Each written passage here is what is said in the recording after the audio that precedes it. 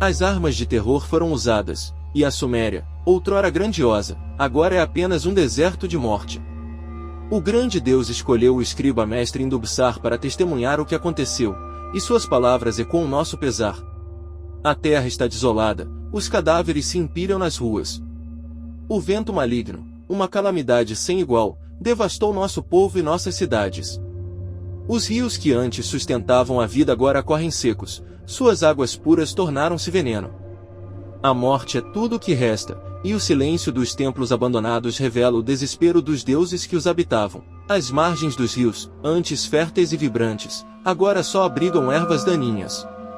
A humanidade jamais presenciou tamanha desolação. As cidades que eram o lar dos deuses e dos homens agora são ruínas que contam a história de uma destruição sem precedentes.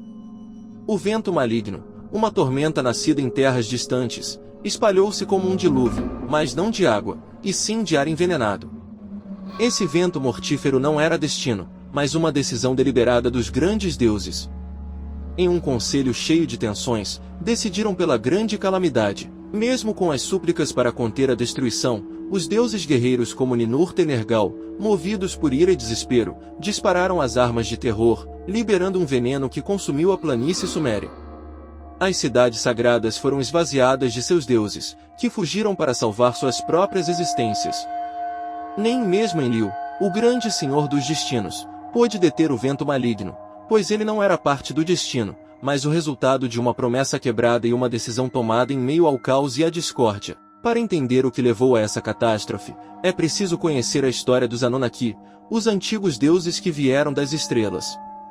Segundo as antigas inscrições, os Anunnaki vieram de Nibiru, um planeta distante, buscando ouro na Terra para salvar sua própria civilização. Eles criaram a humanidade, moldando-nos à sua imagem, para trabalhar nas minas e servir aos seus propósitos.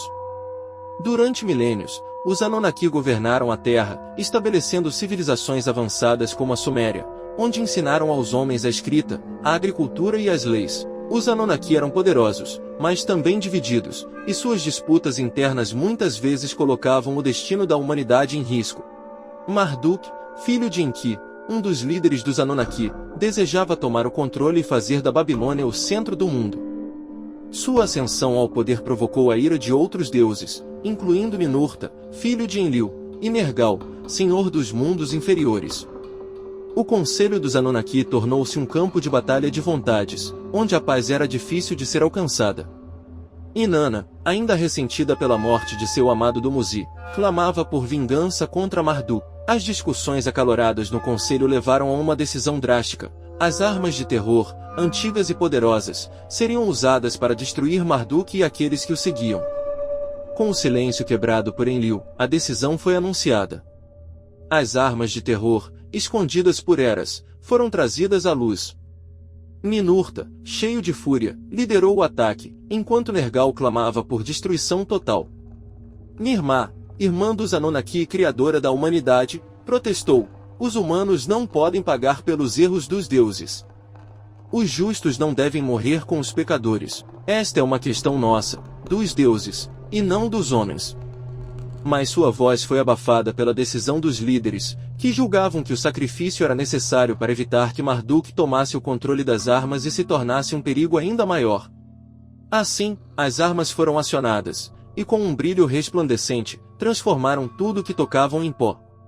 A promessa sagrada entre os deuses foi quebrada, e o preço foi a destruição de toda uma civilização. Os dois filhos plenos da decisão, Ninurta e Nergal, cumpriram sua missão com orgulho, mas o resultado foi um mundo em ruínas, onde os deuses se retiraram e a humanidade foi deixada para lidar com as consequências de sua ira.